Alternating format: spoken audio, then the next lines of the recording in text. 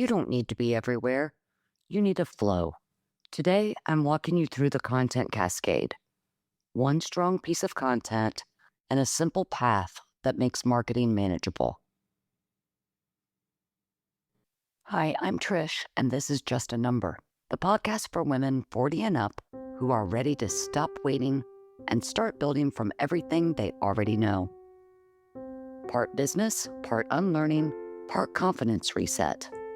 Because you're not starting over, you're evolving with intention.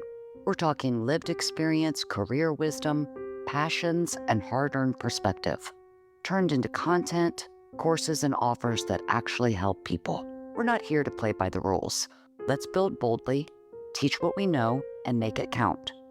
Welcome to Just a Number. Today, we're talking about one of the most common questions I hear, especially from women who are already juggling 100 things. Where should I show up online, and how do I keep up without burning out? Because the online space will make you feel like you need to be on YouTube, Instagram, TikTok, Threads, Facebook, LinkedIn, Pinterest, maybe start a podcast or a blog, do email. Perhaps you should do a webinar or create a challenge, or maybe do interpretive dance in your stories. It's a lot. So if marketing has felt overwhelming, I know it certainly has for me. We're going to walk through a simple framework to help you. Because it's not that you're inconsistent or lazy or that you just need to want it more. Most of the time, overwhelm is a systems problem, not a motivation problem. I'm going to give you a simple system you can use to decide where to show up, what to create, and how to repurpose it without feeling like content creation has become your second job. I call it the Content Cascade. It's basically how to start with one strong piece of content and let it trickle down into the shorter stuff without driving yourself crazy. And a quick heads up, there's a link in the show notes where you can download a simple visual slide deck that goes along with this. I think it'll make it easier to follow when you can see how it's laid out. All right, here's why this matters. Before you pick platforms, start with your audience. Ask yourself, where are they already hanging out? How do they prefer to learn? Do they like video? Do they like to listen? Maybe they prefer reading or skimming. Do they want quick tips or deeper teaching? Because the goal isn't to be everywhere. The goal is to be consistent in the places that matter for your people and that you can sustain. If you try to show up everywhere, you'll be less likely to stick with it. If you show up in the right places consistently, you'll build trust. So start with your people, then we map the flow. Here we go. One strong piece of anchor content at the top, and then everything else flows from it. So think of a hierarchy.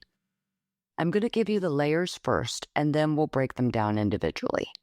Layer 1 is anchor content. This is your long form. Layer 2 is a bridge. Think search and evergreen content. Layer 3 are amplifiers. This is 1 or 2 short form platforms. Then we have nurture and conversion. This is email and your sales page leading to your offers. We have relationship boosters. This is direct messaging, automations, voice notes. And finally, layer 6 is sell and deliver. Pick the simplest platform that fits what you're selling. You don't need every layer to start. You just need a simple path that makes sense. At that point, it leads into anchor content, long form. Let's start at the top. Anchor content is where you teach, you build trust, and you show how you think. Some examples are YouTube, a podcast, a blog or vlog, Substack, or some sort of newsletter style writing. This is your big rock. It's where you can actually explain something. People can binge you, learn from you, and start trusting you. And a quick note on YouTube. YouTube functions like a search engine. Some people even call it the number 2 search engine just behind Google. Either way, it's a discovery machine. which is great news if you don't want to be trapped in that hamster wheel of daily posting. Long form gives you depth, and depth builds authority. So your first job is to pick one anchor, not YouTube and a podcast and a blog and Substack. Just pick one. So if you love talking, a podcast will be great for you. Prefer teaching on camera? Go with YouTube. If you prefer writing, start a blog or Substack. And if you like showing your process, a vlog will be perfect. One anchor. The next layer is discovery. This is how people find you without you having to constantly chase attention. And Pinterest is the underrated powerhouse here. Pinterest is not social, not in the way that Instagram or Facebook are social. Pinterest is a visual search engine, meaning people go to Pinterest looking for ideas and solutions. And your content can keep working for you for months or even years on this platform. So Pinterest can act as that bridge between your long-form content and the rest of your system. Your YouTube video can become a pen. A podcast episode can become a pen. A blog post can become a pen. Your free checklist can become a pen. Pinterest helps the right people find the right thing at the right time. And if you're thinking, oh, I don't want to add one more platform, here's the difference. Pinterest isn't a place you have to hang out.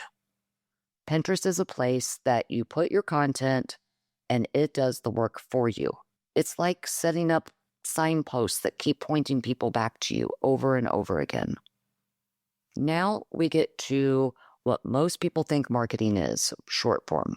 And quick clarity here, because people mix this up all the time. Branding is the vibe. It's the feeling people get when they land on your page. It's your voice, your message, your style, your visuals, and the energy you bring. Marketing is the plan. It's how you show up consistently, where you show up, what you say, and how you guide people toward your offer. So today we're not doing a full brand makeover. We're talking practical marketing, short form visibility that supports your bigger system. This is where you show up in bite-sized ways and build familiarity. This can be Instagram, Facebook, Threads, TikTok, LinkedIn, X, or YouTube Shorts. Even a live shopping platform like Whatnot if live selling is actually your business model. But here's the rule. Pick one or two. That's it. Because when you're overwhelmed, the solution is not more platforms. It's the ability to make fewer decisions. Short form is not where you should be inventing brand new ideas daily. Short form is where you pull highlights from your anchor content, which brings us to the part everyone needs, repurposing. So let's take a look at the Content Cascade repurposing formula. You're going to create one long form piece, then chunk it into short form and supporting content. So let's say you record one podcast episode or a YouTube video. From that one piece, you can pull 5 short clips, a takeaway post, an email, and 2 or 3 Pinterest pins. That's one idea turned into a full week of content. And you're not forcing yourself to be creative every day. You're being strategic once. Now, if you're thinking, okay, but how do I find those clips? You review your long-form content and pick out sections that include tips, a potential quote, something you want your audience to focus on and remember. Those moments become your clips. And notice what we're not doing. We're not creating 5 separate topics for 5 platforms. We're taking one topic and packaging it 5 ways. That's the cascade. Because visibility without a next step is a waste of effort. Now we have to talk about email because email is the piece that makes all of this worth it. Where social helps people find you, email helps people trust you.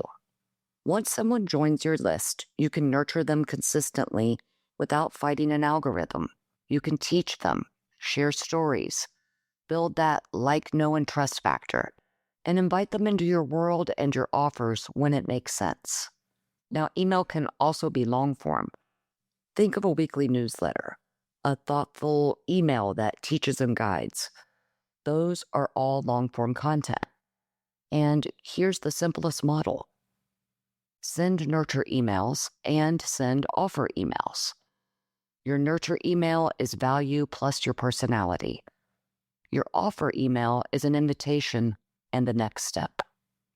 And if you rotate those, you'll be able to build trust and sell without needing to go viral. And your short form content is your point to something: your email list, your sales page, a checkout page, to your offers, to your next step, because visibility matters. Relationship boosters aren't more platforms. These are actually tools that help you turn attention into conversions. So think of direct messages, a simple mini chat workflow that automates things for you. Voice notes, you can use the voice memo recorder on your phone or a tool like Voxer.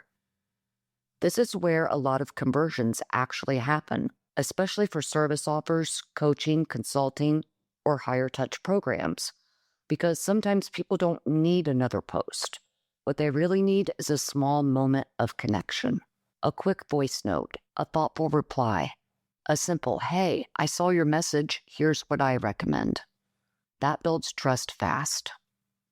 Now we're going to talk lightly, not a deep dive, about where you sell and deliver what you're offering. There are lightweight options, and then there are full course platform options. Lightweight options include places like Etsy, which is fantastic if you sell templates, worksheets, printables, jewelry, art, or a physical product, because people are already on Etsy searching with buying intent. Then there's Stand Store. This is a simple storefront that works great if you're selling digital products or bookings from your social audience. School is a community hub with learning already built in, and it's great for memberships and programs. Then you have more robust platforms like Kajabi, Thinkific, and Teachable. Now, these are created with the course creator in mind, but they can also be amazing.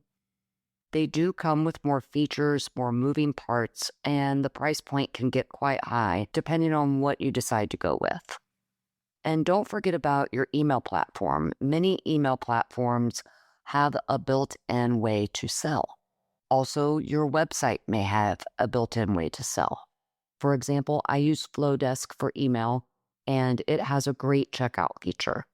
I also have a Squarespace website that offers a way to sell as well. So make sure you're also checking the platforms and tools that you already have. So here's the rule: pick based on what you're selling right now, not what you think you should build someday. Start simple, prove the offer, then upgrade later if you need to. Consistency doesn't come from doing the most. Consistency comes from doing what you can repeat, and momentum beats burnout every time. All right, so here's what I want you to take from this. You don't need to be everywhere. You don't need to chase every trend. And you definitely don't need to turn your life into a content factory just to prove you're consistent. What you do need is a simple flow that matches your capacity and a platform choice that makes sense for how you like to communicate. That's why the Content Cascade works.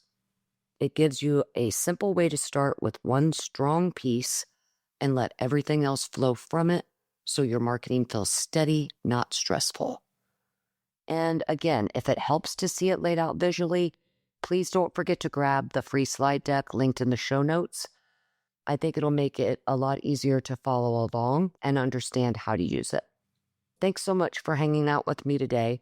If you found this episode helpful, please follow the show and share it with anyone else you think could benefit from it. I'll see you next week.